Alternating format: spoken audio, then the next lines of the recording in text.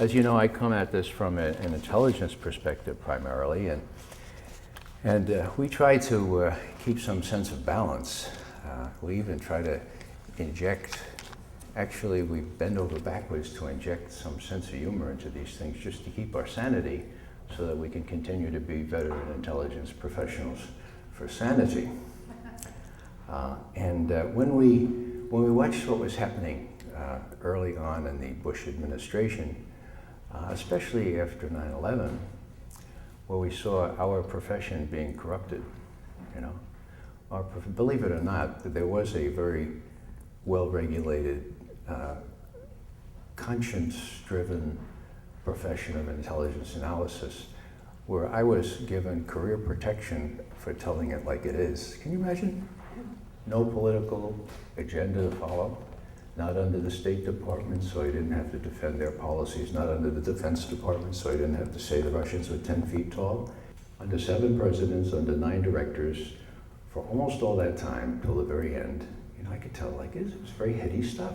Now, when we noticed this administration come in, there was a big push about faith-based stuff, right? Everything was faith-based. I mean, we had faith-based this, faith-based. We never thought that we would see faith-based intelligence analysis. Okay? It wasn't really faith-based, it was lie-based. And it goes back to the evening of 9/11 itself, which we know from Richard Clarke's book.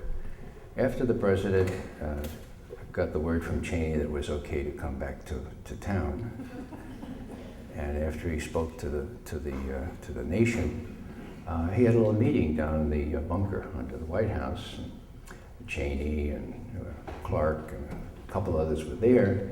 And it was there, according to Clarke, who, as I say, was a participant, that someone raised the question about, you know, going after other countries like Iraq or Afghanistan, anybody, for a terrorist act like this, that it really wasn't consistent with international law. At which point the president said, I don't care what the international lawyers say, we're going to kick some ass. Now, my friends, that set the tone for lots of things. What happened next? Well, they knew they were going to Afghanistan. They knew they'd pick up lots of prisoners.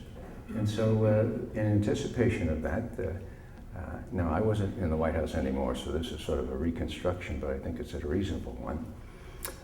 Bush and Cheney called George Tenet in, the automaton who ran the CIA, and said, you know, we're going to have to handle these prisoners in a pretty rough way.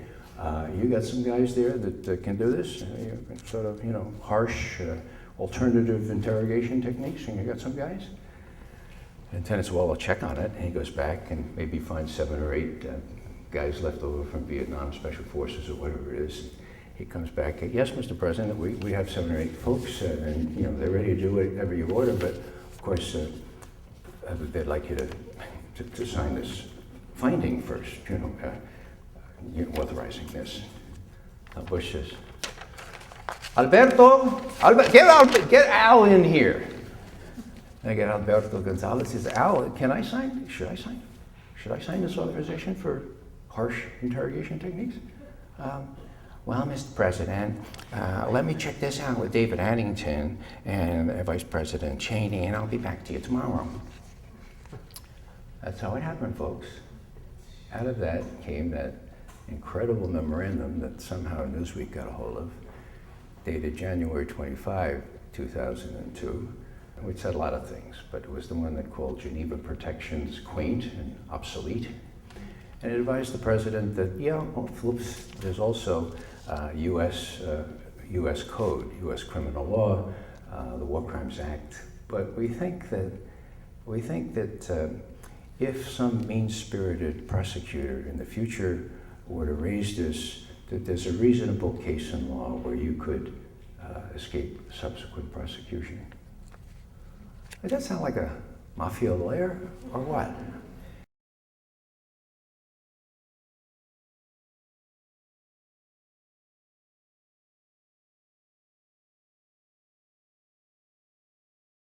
The upshot of it was But we think, Mr. President, despite Colin Powell's objections, you know, those wusses over there in the State Department, Powell's concerned about morale in the Army and that the Army used to be a professional unit and what would happen if there were ambiguities attached to the treatment of prisoners. That's Powell, you know, forget him.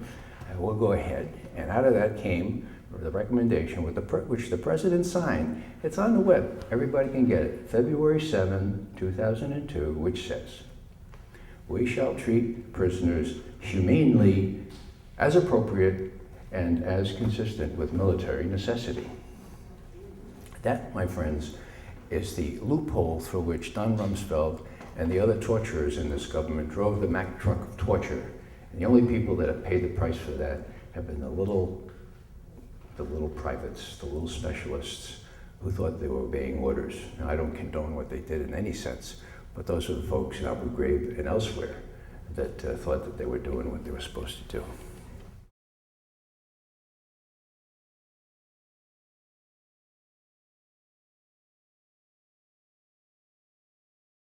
First person tortured. Anybody know who it was? It was an American. Anybody know his name? John Walker Lind. You know how we know that? Because a very gutsy young woman who was in the ethics part of the Justice Department warned against it. She said, "You have to read this fellow his rights, you have to give him the right to a lawyer, you can't torture him." And they went ahead and did it anyway. She's written a book about it. Jesselman, I'll remember her last name in a second. Anyhow, they went ahead and did that, and then it was a slippery slope from then on. Coincident with that, of course, was the authorization of illegal wiretapping. This fellow, General Hayden, who is now head of the CIA, you know, the first commandment of NSA was, "Thou shalt not wiretap Americans." Okay? That was inbred in every worker at NSA. 9/11 happens, the president says, "Well, you know, you're going to have to broaden this kind of big program where we're going to get everybody, including Americans. Is that okay?" He salutes. He salutes and says, "Yeah."